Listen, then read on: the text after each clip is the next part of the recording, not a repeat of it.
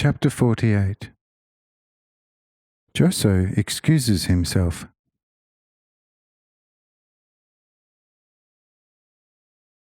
Says Joso, "Oh, Lord, my opinion on this is bound to be shaky. I have indeed, in outline, understood what is to be comprehended therewith, and I cannot say that I understood it deficiently, but I feel far too feeble to make vivid reflections on it. Hence it would be good if our fairest Jara could substitute for me here as well, because even if I were to seemingly speak ever so wisely, there shall in the end be something capable of contradicting, and hence I would much rather listen than speak myself." Ah, if someone presented something that were wrong and untrue, I surely would become more assertive, but I feel too feeble to unfold truths above my threshold, and so I rather stay unassumingly quiet, gladly letting the wiser ones speak in my stead, listening as someone quietly marvelling, as exalted words stream from a wiser emotion, lucent as the beams of sunrise. Besides, I find it myself quite superficial to make further reflections on something of solar clarity already. Who is going to light a lamp at midday in order to augment the sun's light? But whoever has some doubts about the most lucent words that have streamed from your holy mouth, well, let him say so, and he shall be guided unto the right path without trouble.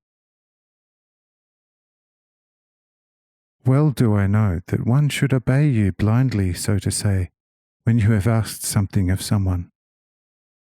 But here, on account of my humble heart, I have to prove disobedient, because your request, O Lord, could easily be some kind of testing of me, whether I am going to allow my born overestimation of myself to grab hold of me, that I might emerge from my incidentally not too good night lamp, in order to perhaps make the sun more shiny than it already is. But here, fortunately, my comforted heart tells me, vain, conceited boy, take care, for the Lord is testing you. See to it that you remain in his grace. When I hear this, oh, then I know what to do and stay humbly put. Am I right in behaving so?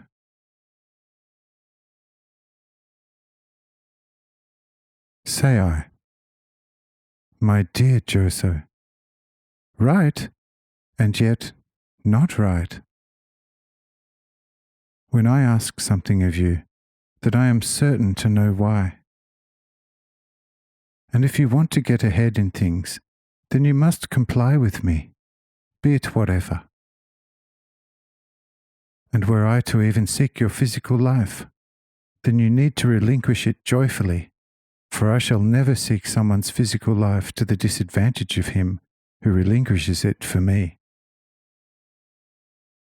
But know what has somewhat paralyzed your tongue.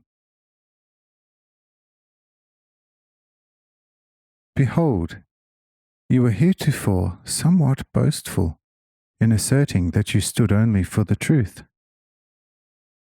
And because Jara, a harmless maiden from Gennesareth, obviously afterwards embarrassed you a little because she answered my question in brilliant fashion, you thereafter lost courage a little. But behold, this small lack of courage is basically not so much a proper modesty, but rather an underlying vanity of feelings. And behold, this is a kind of side effect of your reluctance to speak. But I want you now to completely conquer such side effect within you.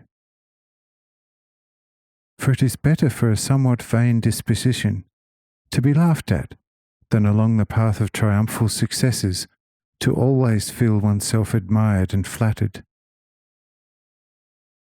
Hence, just go ahead and speak when I require you to speak about something.